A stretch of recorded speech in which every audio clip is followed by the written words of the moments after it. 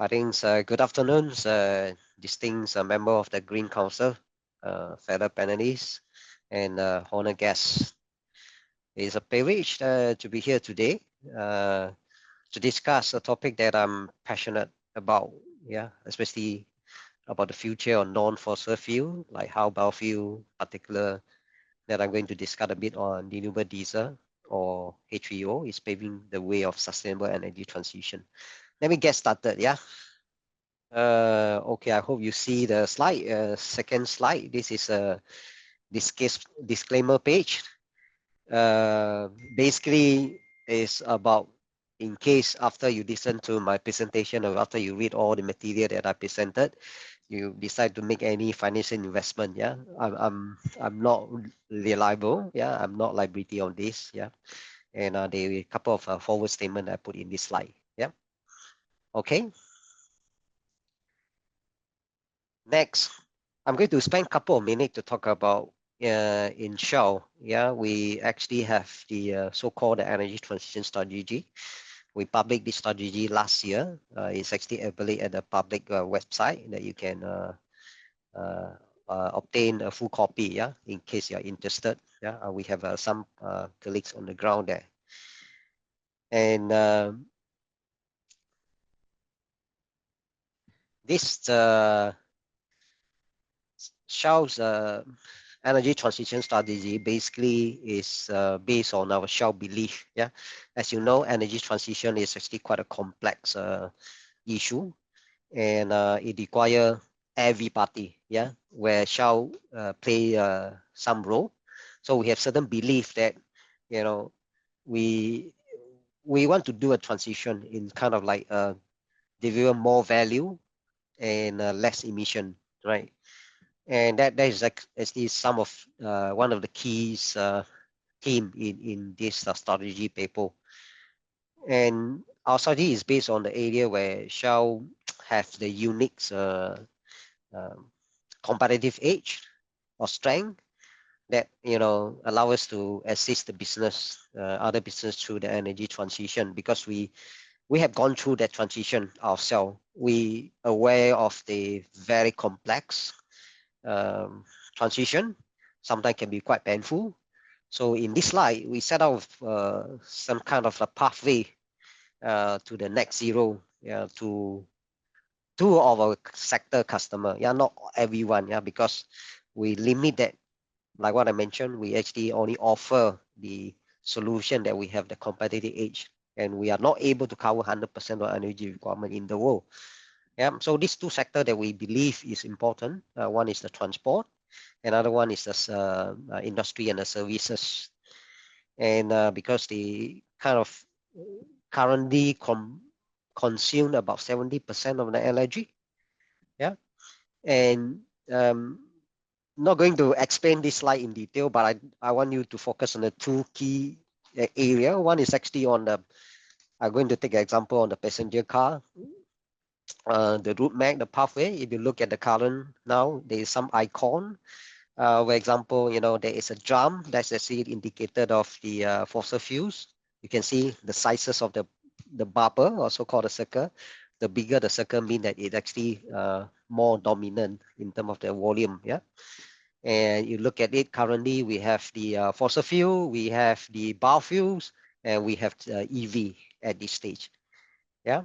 And looking into the next beyond 2030 or 2040, we believe that EV likely to be the dominant factor in the passenger car. If you look at the Magnet now, they are one of the good example on how they can aggressively make use of the EV technology in the market. And we do see biofuel like ethanol can play a bit of part in that year to help in terms of reduce the carbon emission. And of course, we also talking about some others like in future, we believe that example in 2050 when we want to help the customer to be net zero, likely to be the EV with some of the become dominant. And there will be some market that due to whatever reason, especially like their infrastructure is not ready, they may still need some oil, yeah, or fossil fuel. So I think that is the reason why you see that there is still some requirement in 2050. We forecasted maybe in 2050 the fuels consumption will remain reduced to maybe 25% or less, but it won't be disappear, yeah, from these energies metrics. The second role I want to highlight is the commercial road transport. Yeah, this one also specifically also related to heavy duty vehicle. Example, if you are in the construction, you are also have some off-road vehicle. Yeah, I think we it's kind of more or less in this pathway. Currently, fossil fuel is still the major fuels that they use for this sector. Then increasingly, we see biofuel have come into the place. And of course, there is a certain area we have a LNG, especially you have a fixed route, point A, point B, where you can put the infrastructure in place. Yeah, of course, we see some minor of the EV. Uh, the main reason of the EV are not less popular on the commercial road transport as well as heavy duty vehicle is because of the weight of the battery and also the operating hour. Yeah, where the commercial vehicle typically need to run as long as possible. Yeah, and and we believe that the changes of the commercial fuels, yeah, commercial road transport, a bit more complex. Yeah, I think the lightly biofuel will still remain relevant in the commercial road transport and heavy duty vehicle. EV can come into the place, and we see that the LNG may be replaced by the hydrogen. Yeah, if the price is right, like the previous panel have been mentioned that currently is less popular because of the cost that's involved into converting the vehicle into the hydrogen at this stage. So this is just two examples that I want to show on how this energy transition will look like. Yeah, for Shell. Of course, this is our belief. Yeah, and specifically now I want to zoom in into biofuel that I mentioned right earlier in terms of passenger car as well as the heavy duty or commercial road transport. They are actually relevant and they will remain relevant beyond 2050. Yeah, and why we believe that the biofuel fit well in the Hong Kong's sustainability strategy. Yeah, because first biofuel can be blended with the existing fossil fuels. Um, of course, the fuel that I mentioned here, it can be also referred to the gas, for example, natural gas, and it can be also blended into the diesel as well as the aviation fuels. Yeah, so that's why I think it make it possible. Yeah, and also practical solution to be used to reduce the carbon emission. So these are the example in the chart talking about how flexible the biofuels can be. So I think, excuse me, a lot of my discussion with some of my customer, the concern them usually is that if I going to use particulars of the energy transition fuels, what kind of capital investment that I need? Do I need to update my engine? Do I need to change my storage tank? Do I need to update my infrastructure? So I think this is one of the key concerns. I think how biofuel actually fit in well in the Hong Kong situation is that Mainland is actually one of the major biofuels producer. They actually export quite a significant biofuel into Europe and America. Yeah, and the other thing is also in terms of the infrastructure, there's actually no infrastructures modification or very minimum modification required. I think that is the beauty of the biofuels. Yeah, and today I more specifically want to explain on, although you are using biofuel, is kind of, it may still not able to get you into the net zero. However, I think it's kind of important transition for the Hong Kong to achieve the net zero journey. This slide is basically showing if you are using a conventional diesel nowadays, how this emission being released.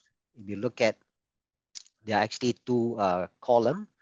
One on the green, we call well to tank, basically talking about, we actually uh, pump out the crude oil where it takes million years to form. That's why we call fossil fuels. And, and we release the carbon during that process, either during the transportation, during the manufacturing, and during the burning of the fuels, right? And we look at the biofuels, right? A major feedstock of the biofuel are from the plant or the crop, where during the photosynthesis they actually absorb CO2, so they sink CO2, yeah. Then they are actually used to become a feedstock. Of course, it still did some of the CO2 emission, and during the burning, the CO2 emission is actually almost equivalent to the fossil fuel.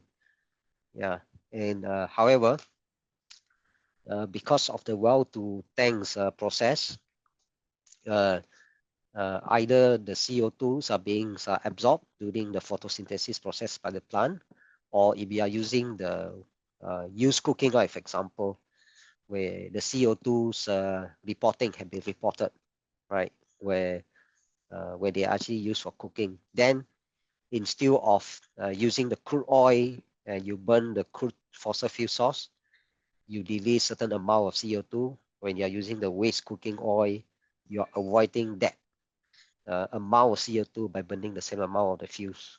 Yeah.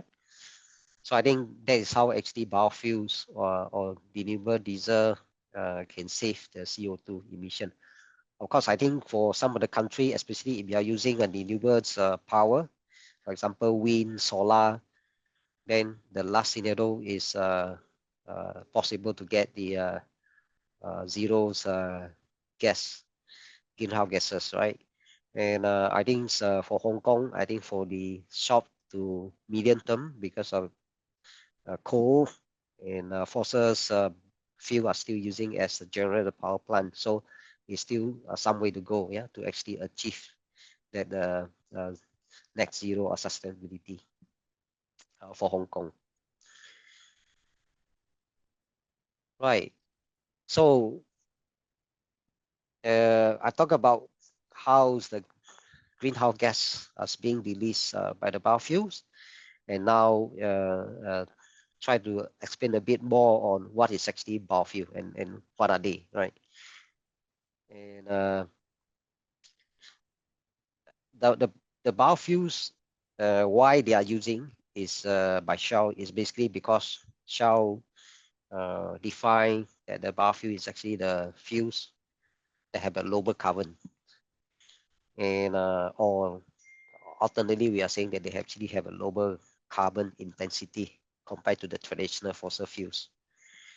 And earlier, I showed that fossil fuel take million years to form, right? But for biofuel, during the whole cycle plantation process, is foreseeable. You can actually recycle them, yeah, in a very short frame of time. You don't need to wait for million year, yeah, for the fuel to be formed, right? For the plant to grow, so that you can actually kind of make it more sustainable. This is also another reason why biofuel is popular in terms of the part of the sustainability effort. And what are they, right? It's kind of like 20, 30 years ago, when you talk about biofuel, we purely talk about the plant-based, yeah. And because of that, example HVO, hydrogenous vegetable oils, is also popular, because at that time only plant-based fuels is being used. So we call this the first generation of the biofuels, right? Technology evolved. Now 10 years back, people starting with the second generation of biofuels, and they actually kind of get the feedstock from the waste, and they go through the same process, and they manufactures these so-called the second generation of biofuel with different manufacturing process. Yeah, where for example, using the hydrogenation process to manufacture the more advanced biofuel, and this kind of biofuel generally they are not compete with the food source, like example the first one, plant-based, and it's kind of getting popular and it's actually used in a lot of country or market, like especially in America as well as Europe, as one of the important sustainability effort to reduce the CO2 emission. And the third one we call second generation advanced biofuels. This one another uh, latest involvement where all the waste, like example palm oil, meta effluents that being used are used to feedstock. And this biofuel, second generation advanced biofuel, at the moment are still not. It's less popular because of the very high cost for now, because of the limited feedstock available. But you know things evolve, yeah, and ultimately it's just like the battery. If you look at the battery technology 20 years ago, it's very expensive. You look at the battery engines technology nowadays, it's really become very competitive, right? So we hope that second generation advanced biofuel can become one of part of the solution going forward. Yeah, and from the biofuels that we are talking about earlier, because it's consists either the gas as well as the gasoline, and especially today, I would like to share particularly about for Hong Kong cases. We believe that renewable diesel is actually one of the potentials fuels that can offer to reduce the sustainability's CO2 emission in Hong Kong environment today, right? So what is renewable diesel? It's actually 100% of the renewables bio component. It can be vegetable oils, it can be the animal waste, fat, as well as some of the waste feedstock, right? It produced through a process called hydrotreating vegetable oils. It's hydro processing ester and fatty acid. It's actually a chemical name. For example, biodiesel is actually FAME, F-A-M-E, fatty acid beta ester. And HEFA is actually the name that we are using to describe this H3O or renewable diesel. Yeah. But I think in Hong Kong, most of you address this as a H3O. Yeah. That's why I just put the H3O in case, it will be confuse some of you, right? So in this context, right, renewable diesel stand out as is one of the most prominent solution, yeah, to recarbonize um, the heavy duties of vehicle, for example, yeah, is also offers very tangible path toward reducing carbon emission. Today, uh, I'm going to take some of the renewable diesel present immense opportunity, yeah, for Hong Kong. So, what is the renewable diesel and how it actually benefit CO2 emission? Yeah, in so that you achieve the sustainability goal. Renewable diesel is made of the waste and residue of the feedstock. So it actually able to help to reduce the CO2 emission up to 90%. However, right, the percentage of the emission reduction is really depend on the feedstock and how's the manufacture process. So I think this is very important. When you are buying a renewable diesel, you are not looking at the end product itself. You also have to take note of where the product is being purchased, what is the feedstocks used, so that you can understand how much the CO2 emission that you are uh, able to deduce. Okay, and what are their benefits on the renewable diesel? Right, I think in terms of the some of you may actually familiar with the biodiesel. We call FAME or B. Yeah, for example, in Hong Kong, some of the fuels are actually B5. With I mean, it content of 5% of the biodiesel.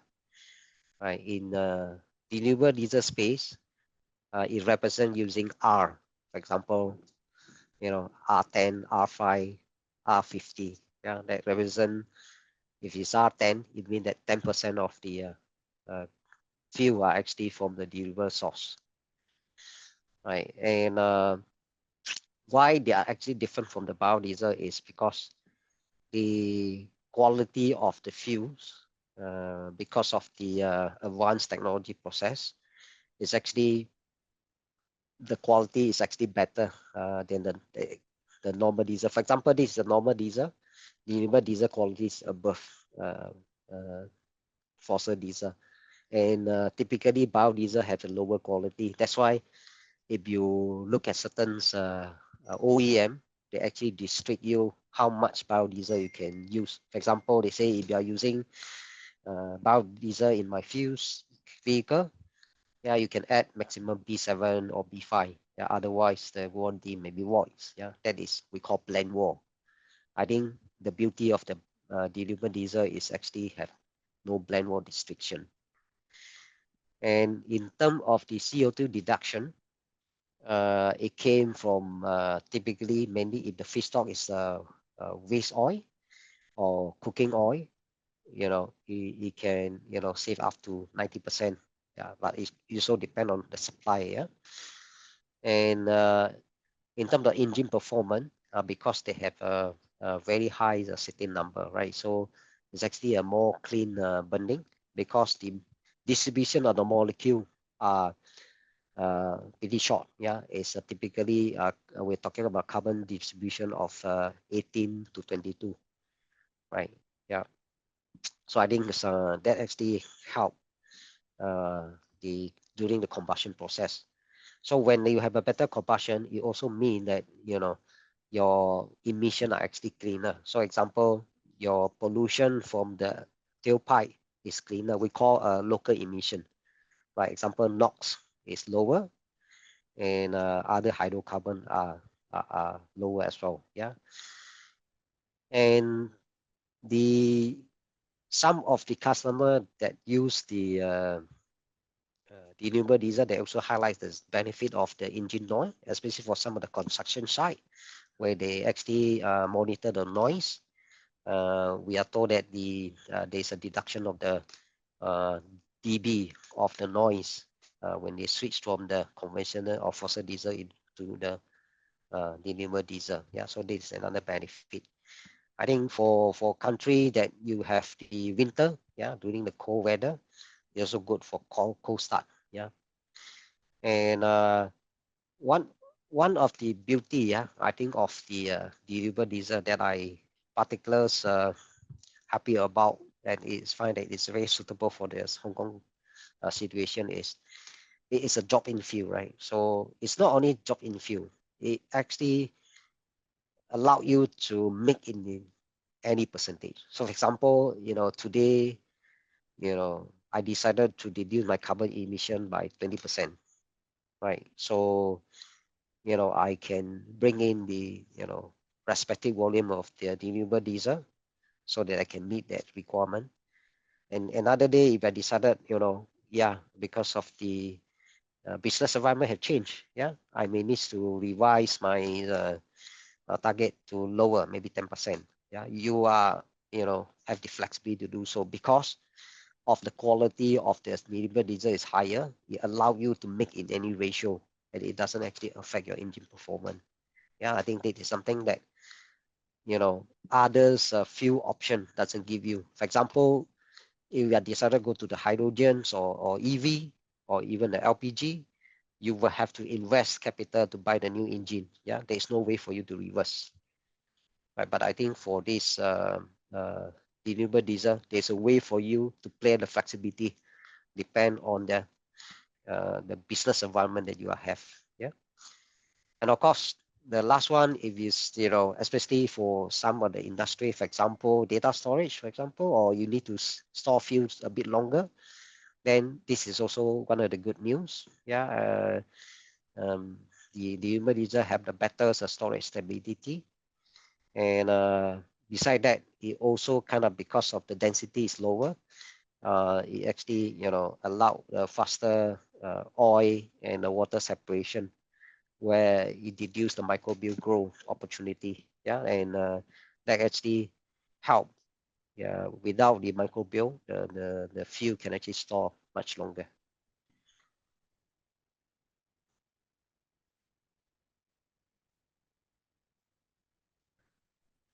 All right, so there's many supplier, yeah, that you can choose. Maybe they supply the renewable diesel, and actually why you want to choose Shell as one of the partner to work with you. Yeah, I think one thing is that Shell is actually one of the biggest biofuels trader, and we, based on our own experience in our own operation, the biofuel actually play quite a key role for us to reduce our CO2 emission in the plant that we operate.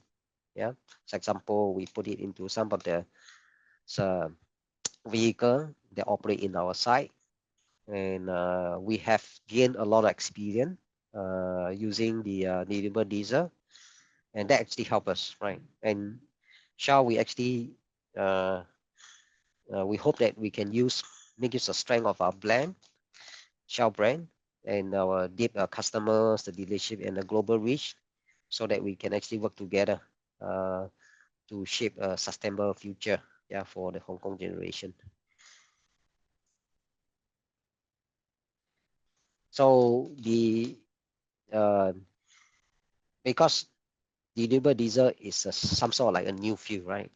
In Hong Kong market, right? So I think it's important that you need to have a good hand.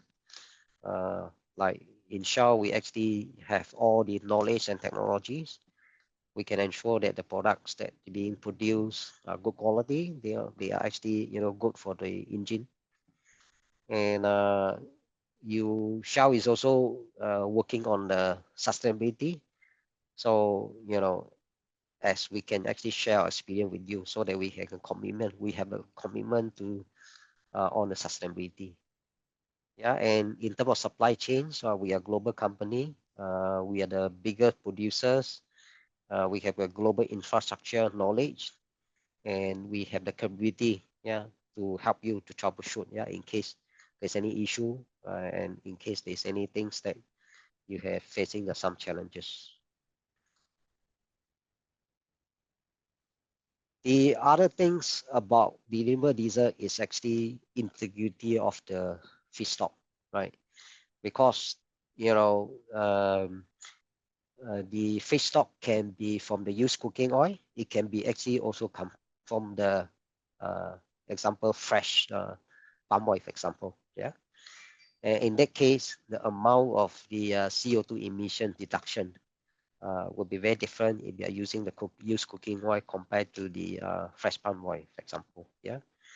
So I think Shell, we have a very reputable company. We have a very strong policy in terms of the purchasing policy when we are purchasing all the bio components. And we have a very clear policy not to use any crude palm oil that actually compete with the fish sauce. And we also have a very clear policy in terms of any purchase or any of our suppliers operations should not have actually caused any deforestation in terms of supply chains. And we also kind of have some put some condition where uh, during this manufactures of the biodiesel or renewable diesel or biofuels, they should not be actually have the disrupt the water usage in the supply chain, right? Or it's actually consume a lot of water that compete with the drinking water, right? We also work voluntarily with many NGO in and industries, body, and the government into this space. Yeah, and locally, we actually started introduce the delivery uh, 2023. I think one of the customer in Hong Kong, the first customer is a Modern Terminal Limited, where I remember I presented these solutions to one of their uh, sustainability department as well as the some of the operation people, right? So I think um, we are great that we are honored that MTL puts the trust on us. They actually try these deliver these yeah in or in some of their equipment. Yeah, and another example that we have is actually the Hong Kong A Cargo Terminal Limited, where they are currently actually using H3O in their operation.